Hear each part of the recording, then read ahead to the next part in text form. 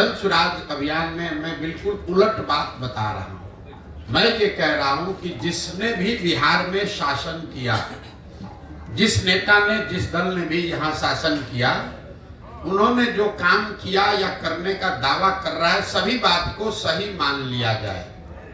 ये मान लीजिए कि कांग्रेस ने 40-45 साल बिहार में विकास किया, जो उनका दावा है। ये मान लीजिए कि 15 साल में लालू जी ने बिहार में सामाजिक न्याय की दिशा में काम किया, गरीबों को, पिछड़ों को आवाज दे दी, यही तो उनका दावा है। मान लीजिए, ये मान लीजिए कि नीतीश कुमार भाजपा के शासन में 18 साल में यहाँ पानी, बिजली, सड़क में थोड़ा सुधार हो गया।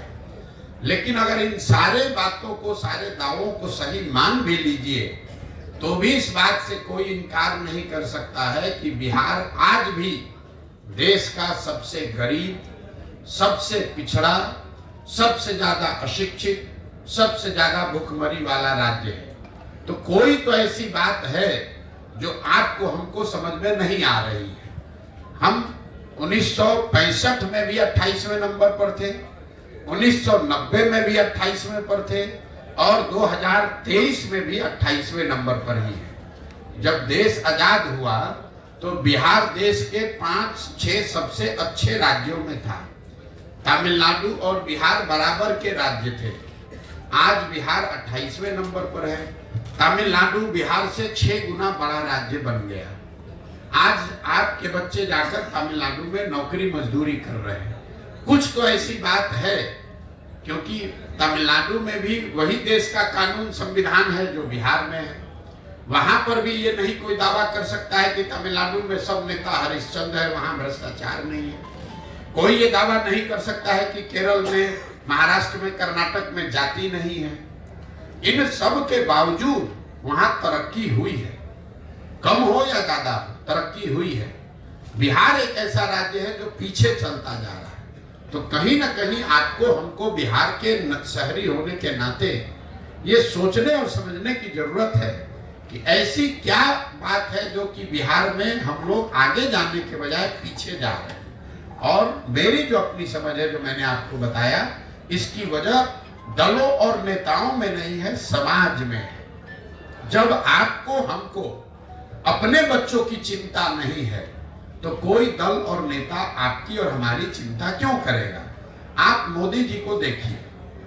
मोदी जी देश के प्रधानमंत्री हैं। वो गुजरात के भी प्रधानमंत्री हैं, बंगाल के भी प्रधानमंत्री हैं और बिहार के भी प्रधानमंत्री हैं। जब मोदी जी कल परसों बंगाल गए, वहां पर उन्होंने मेट्रो का उद्घाटन किया।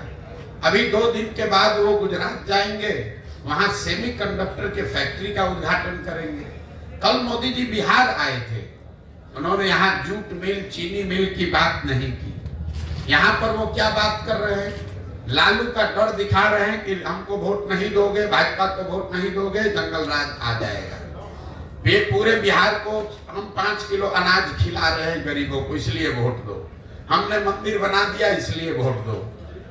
मोदी जी वही हैं, लेकिन अलग अलग राज्य में अलग अलग तरीका लोग अपनाते हैं। क्यों?